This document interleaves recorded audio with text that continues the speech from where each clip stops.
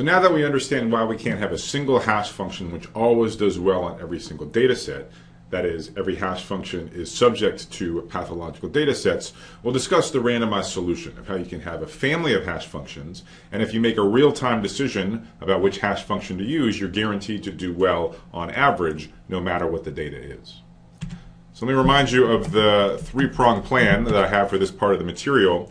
So in this video, we'll be covering the first two. So part one, which we'll accomplish on the next slide, will be to propose a mathematical definition of a good random hash function. So formally, we're going to define a universal family of hash functions. Now, what makes this definition useful? Well, two things. And so part two will show that there are examples of simple and easy to compute hash functions that meet this definition, that are universal in the sense described on the next slide. So that's important. And then the third part, which we'll do in the next video, will be the mathematical analysis of the performance of hashing, specifically with chaining when you use universal hashing. And we'll show that if you pick a random function from a universal family, then the expected performance of all of the operations are constant, assuming, of course, that the number of buckets is comparable to the number of objects in the hash table, which we saw earlier is a necessary condition for good performance. So let's go ahead and get started. Let's say what we mean by a good random hash function. So for this definition, we'll assume that the universe is fixed. So maybe it's IP addresses, maybe it's our friends' names, maybe it's configurations of a chessboard, whatever, but there's some fixed universe U, and we'll also assume we've decided on the number of buckets n. Then we call the set H universal if and only if it meets the following condition. In English, the condition says that for each pair of distinct elements, the probability that they collide should be no larger than with the gold standard of perfectly uniform random hashing.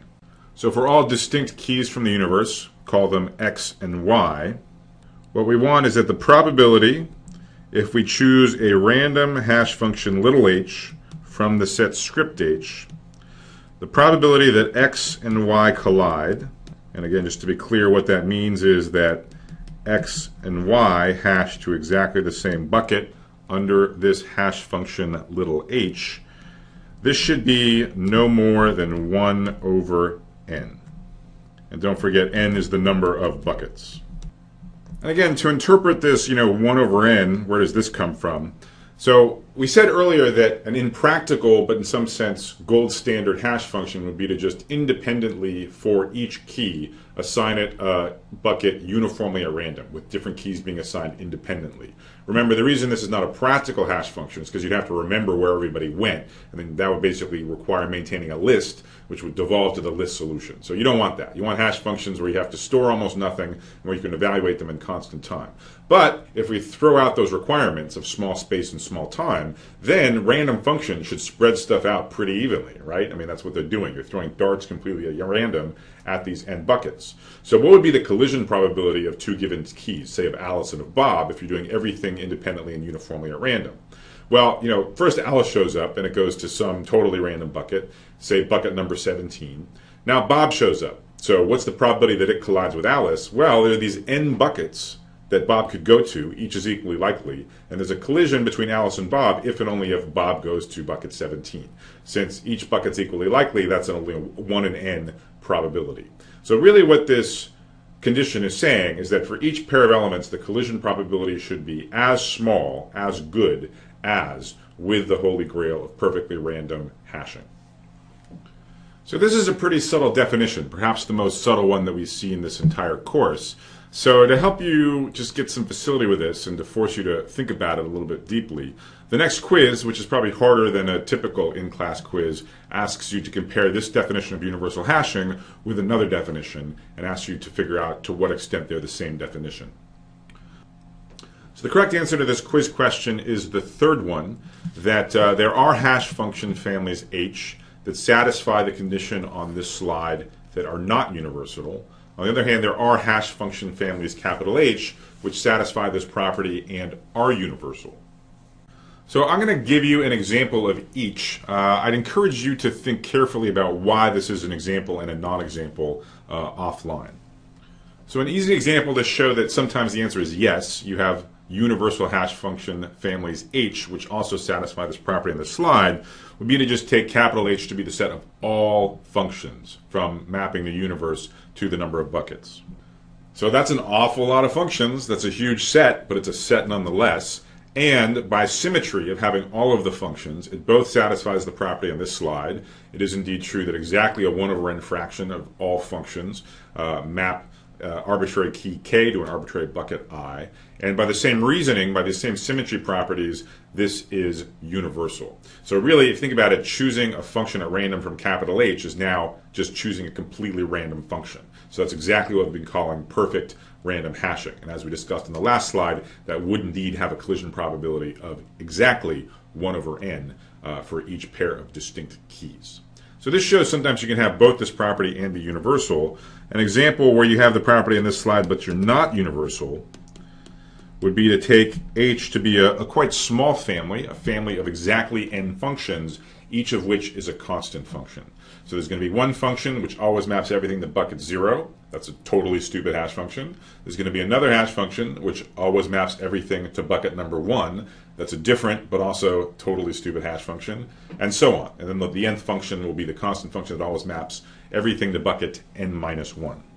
And if you think about it, this very silly set H does indeed satisfy this very reasonable looking property on this slide. Fix any key, fix any bucket, say bucket number 31. What's the probability that you pick a hash function that maps this key to bucket number 31? Well, independent of what the key is, it's going to be the probability that you pick the constant hash function whose output is always 31. Since there's n different constant functions, there's a 1 in n probability. So that's an example showing that in some sense this is not as useful a property as the property of universal hashing. So this is really not what you want, or this is not strong enough. Universal hashing, that's what you want for strong guarantees. So now that we've spent some time trying to assimilate probably the subtlest definition we've seen so far in this class, let me let you in on a little secret about the role of definitions in mathematics. So on the one hand, I think mathematical definitions often get short shrift, especially in the popular discussion of mathematical research.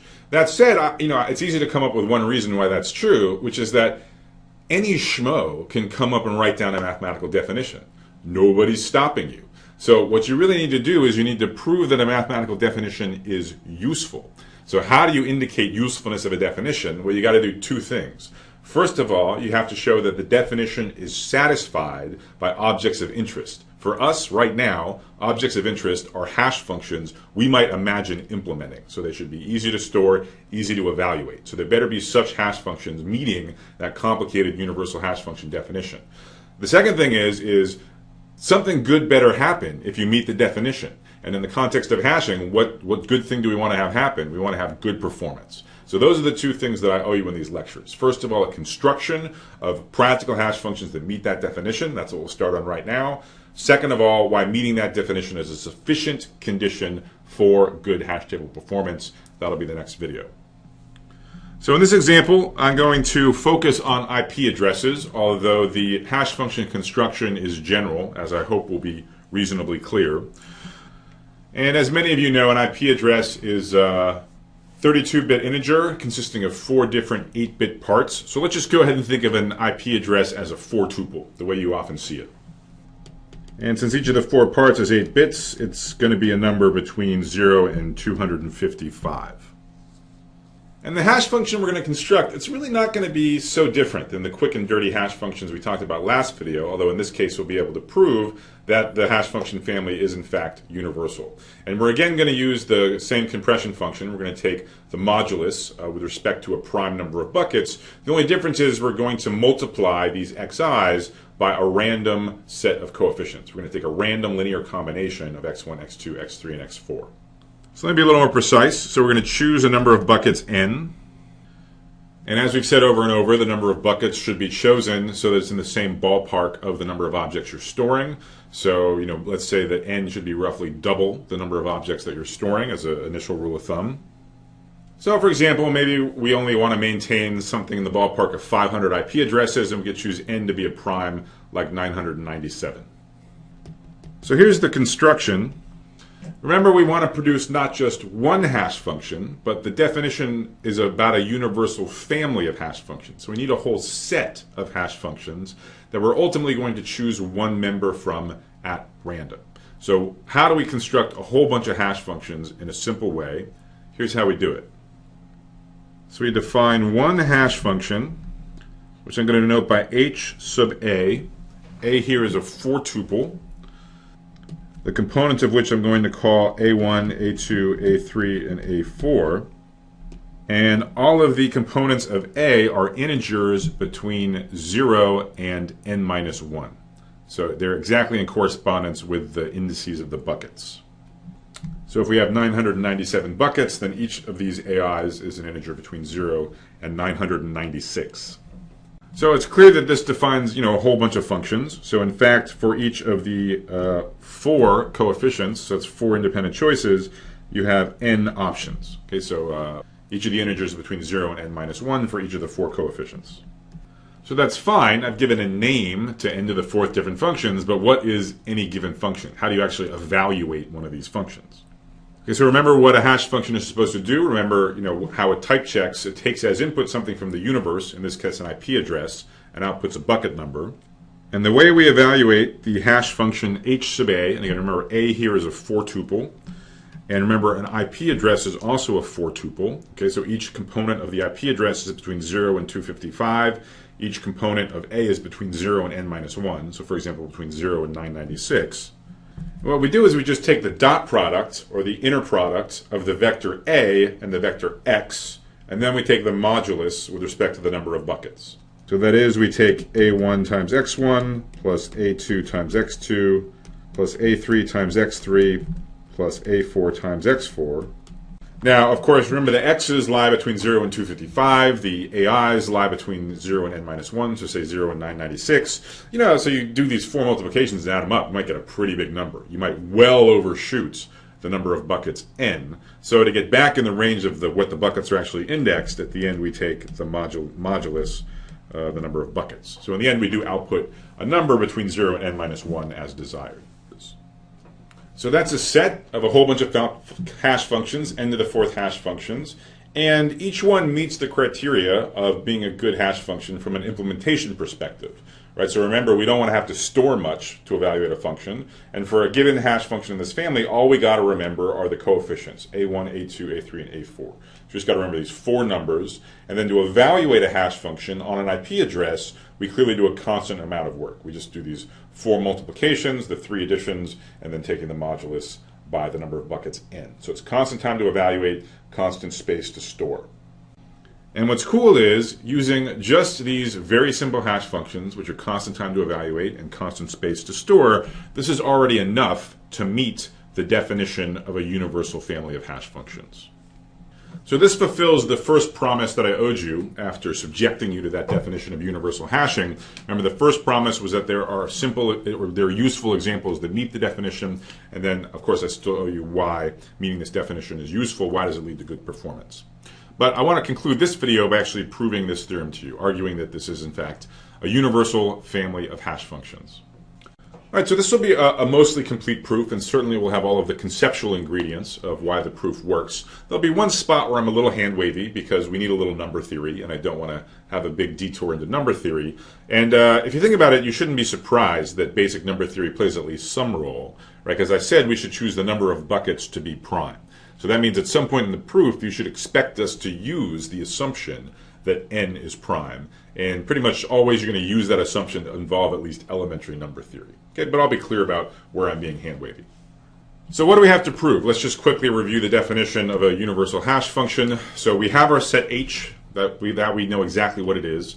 What does it mean that it's universal? It means for each pair of distinct keys, so in our context it's for each pair of IP addresses, the probability that a random hash function from our family script H causes a collision, maps these 2 IP addresses to the same bucket, should be no worse than with perfectly random hashing. So no worse than 1 over n, where n is the number of buckets, say like 997. So the definition we need to meet is a condition for every pair of distinct keys. So let's just start by fixing 2 distinct keys. So I'm going to assume for this proof that these two IP addresses differ in their fourth component. That is, I'm going to assume that X4 is different than Y4. So I hope it's intuitively clear that it shouldn't matter which set of 8 bits I'm looking at. So they're different IP addresses, they differ somewhere. If I really wanted, I could have 4 cases that were totally identical, depending on whether they differ in the first 8 bits, the next 8 bits, the next 8 bits, or the last 8 bits. I'm going to show you one case because the other 3 are the same. So let's just think of the last 8 bits as being different. And now remember what the definition asked us to prove. It asked us to prove that the probability that these two IP addresses are going to collide is at most 1 over n. So we need an upper bound on the collision probability with respect to a random hash function from our set of n to the 4th hash functions. So I want to be clear on the quantifiers. We're thinking about 2 fixed IP addresses. So for example, the IP address for the New York Times website and the IP address for the CNN website. We're asking for these 2 fixed IP addresses, what fraction of our hash functions cause them to collide, right? We'll have some hash functions which map the New York Times and CNN IP addresses to the same bucket, and we'll have other hash functions which do not map those 2 IP addresses to the same bucket. And we're trying to say that the overwhelming majority sends them to different buckets. Only a 1 over n fraction at most sends them to the same bucket. So we're asking about the probability for the choice of a random hash function from our set H that the function maps the 2 IP addresses to the same place. So the next step is just algebra. I'm just going to take this equation, which indicates when the 2 IP addresses collide under a hash function. I'm going to expand the definition of our hash function. Remember, it's just this inner product modulo the number of buckets n, and I'm going to rewrite this condition in a more convenient way. All right, so after the algebra and the dust has settled, we're left with this equation being equivalent to the 2 IP addresses colliding. So again, we're interested in the fraction of choices of A1, A2, A3, and A4 such that this condition holds, right? Sometimes it'll hold for some choices of the AIs, sometimes it won't hold for other choices, and we're wanting to show that it almost never holds. Okay, so it fails for all but a 1 over n fraction of the choices of the AIs. So next we're going to do something a little sneaky. This trick is sometimes called the principle of deferred decisions. And the idea is when you have a bunch of random coin flips, it's sometimes convenient to flip some but not all of them. So sometimes fixing parts of the randomness clarifies the role that the remaining randomness is going to play. That's what's going to happen here. So let's go ahead and flip the coins which tell us the random choice of A1, A2, and A3. So again, remember, in the definition of a universal hash function, you analyze collision probability under a random choice of a hash function. What does it mean to choose a random hash function for us? It means a random choice of A1 and A2 and A3 and A4. So we're making 4 random choices. And what I'm saying is, let's condition on the outcomes of the first 3. Suppose we knew that A1 turns up 173, A2 shows up 122, and A3 shows up 723. But we don't know what A4 is. A4 is still equally likely to be any of 0, 1, 2, all the way up to n minus 1. So remember that what we want to prove is that at most a 1 over n fraction of the choices of A1, A2, A3, and A4 cause this underlined equation to be true, cause a collision. So what we're going to show is that for each fixed choice of A1, A2, and A3, at most a 1 over n fraction of the choices of A4 cause this equation to hold. And if we can show that for every single choice of A1, A2, and A3, no matter how those random coin flips come out, at most a 1 over n fraction of the remaining outcomes satisfy the equation, then we're done. It means at most a 1 over n fraction of the overall outcomes can cause the equation to be true. So if you haven't seen the principle of deferred decisions before, you might want to think about this a little bit offline, but it's easily justified by just, say, 2 lines of algebra. Okay, so we're done with this setup and we're ready for the meat of the argument. So what we've done is we've identified an equation, which is now in green, which occurs if and only if we have a collision between the 2 IP addresses. And the question we need to ask is, for our fixed choices of A1, A2, and A3, how frequently will the choice of A4 cause this equation to be satisfied, cause a collision? Now here's why we did this trick of the principle of deferred decisions. By fixing A1, A2, and A3, the right-hand side of this equation is now just some fixed number between 0 and n minus 1. So maybe this is 773. Right? The xi's were fixed up front, the yi's were fixed up front. We fixed A1, A2, and A3 at the end of the last slide, and those are the only ones involved on the right-hand side. So this is 773. And over on the left-hand side, x4 is fixed, y4 is fixed, but a4 is still random. This is an integer equally likely to be any value between 0 and n minus 1.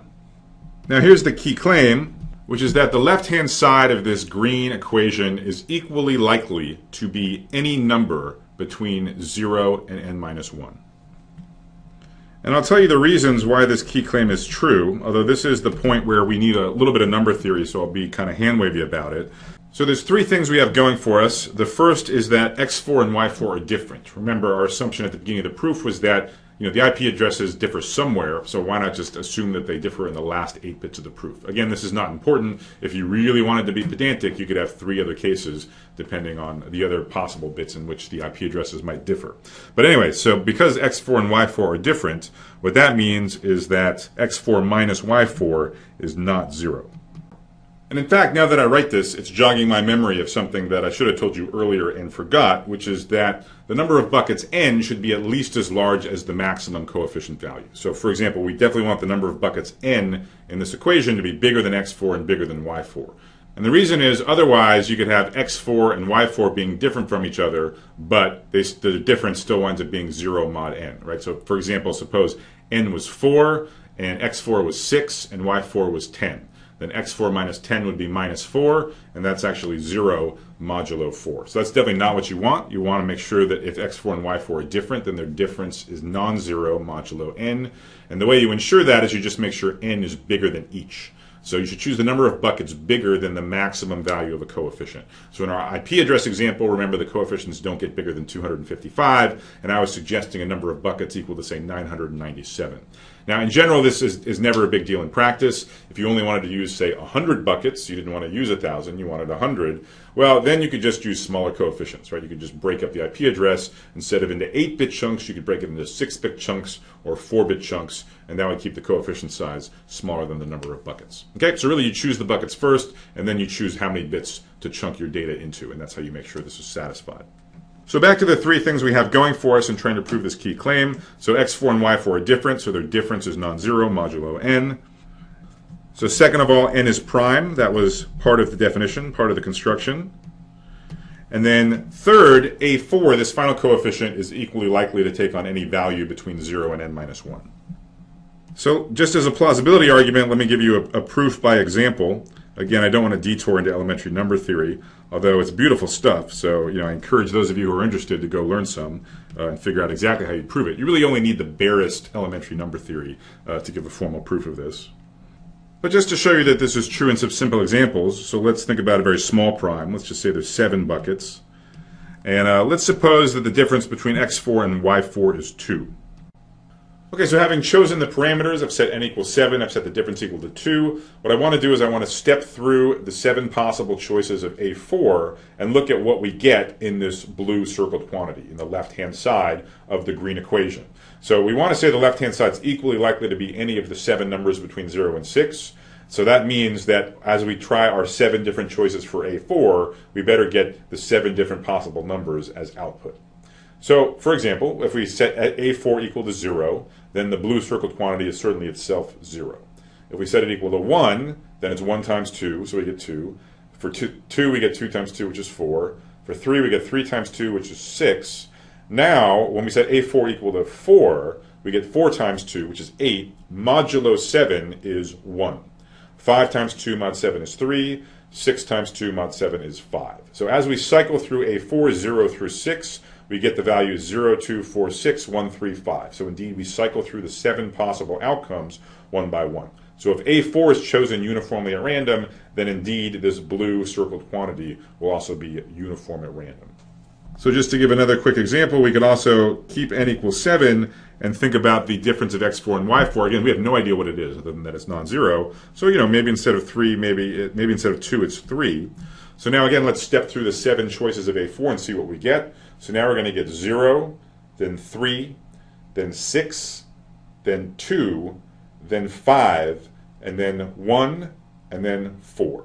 So again, stepping through the 7 choices of A4, we get all of the 7 different possibilities of this left-hand side. And it's not an accident of these choices of parameters. As long as n is prime, x4 and y4 are different, and Y4 ranges over all possibilities, so will the value on the left-hand side. So by choosing A4 uniformly at random, indeed the left-hand side is equally likely to be any of its possible values, 0, 1, 2, up to n minus 1. And so what does that mean? Well, basically that means we're done with our proof. Because remember, the right-hand side that's circled in pink is fixed. We fixed A1, A2, and A3. The X's and Y's have been fixed all along, so this is just some number, like 773. And so we know that there's exactly one choice of A4 that will cause the left-hand side to also be equal to 773. Now A4 has n different possible values, and it's equally likely to take one on. So there's only a 1 in n chance that we're going to get the unlucky choice of A4 that causes the left-hand side to be equal to 773. And of course, there's nothing special about 773. Doesn't matter how the right-hand side comes out. We have an only 1 in n chance of being unlucky and having a collision, and that is exactly the condition we are trying to prove. And that establishes the universality of this function h of n to the fourth. Very simple, very easy to evaluate hash functions.